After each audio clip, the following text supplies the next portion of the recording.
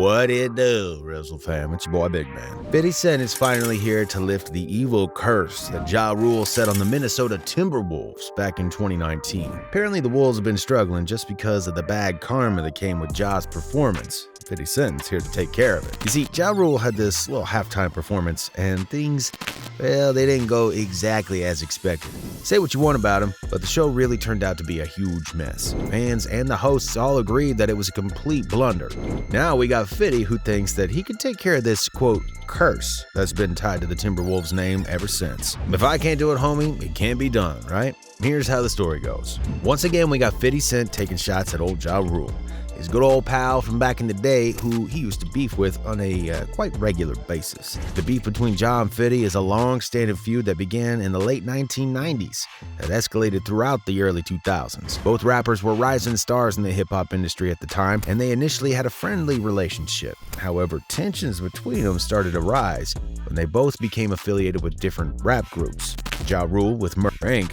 and 50 Cent with G-Unit. The beef between these two rappers became public in 1999 when 50 Cent accused Ja Rule of stealing his style and his song Murder for Life. In response, Ja Rule released a diss track called Murdergram that featured Jay-Z and DMX. The feud between the two rappers continued to escalate with the release of several diss tracks and public taunts in interviews and concerts. Beef between Ja and 50 continued to simmer over the years, with both artists taking shots at each other in songs and interviews. However, the feud reached its peak in the early 2000s with the release of diss tracks like 50 Cent's Wanksta and Ja Rule's Loose Change. In recent years, the beef between Ja and 50 has died down a little bit, with both artists moving on to other endeavors. However, the feud remains a significant part of hip-hop history, and it's often cited as one of the most intense rivalries in the whole genre of hip-hop and its history. Even though they both claim that they aren't really beefing any longer, well, 50 Cent never really wastes an opportunity to clown on his enemies and rivals. Just a few days ago, he did just that. 50 vowed to lift a supposed curse that Ja Rule put on the Minnesota Timberwolves basketball team.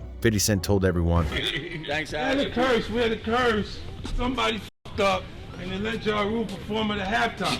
Now what we're gonna do is take the curse off. As you can anticipate already from the video, 50 Cent decided to link up with the Minnesota Timberwolves. This video recently surfaced on 50's IG, telling the world about his recent partnership with the NBA team. In the video, we can see 50 visiting the team's office spaces, he talks with execs, and displays his excitement for his Spirit's collaboration. But that's not all. He also clowned Ja Rule in front of the whole T-Wolves administration team. Decided to put it on social media too. 50 Cent made fun of Ja Rule's music career and claimed that he had cursed the T-Wolves back in 2019. This curse allegedly caused the team to lose to the Houston Rockets after 50 Cent commented on an Instagram post about the Timberwolves. 50's hella loyal fans started commenting all about it right away. 50 is relentless, cutting off Ja Rule air circulation, not the Ja slander. But all the jokes and fun actually comes from the show that seriously went left back in the day when Ja was asked to perform during the halftime show. Ja Rule performed during halftime in a Milwaukee Bucks game. However, instead of receiving cheers from the crowd, Ja Rule was met with boos and chants of Ja Rule. Are we ready?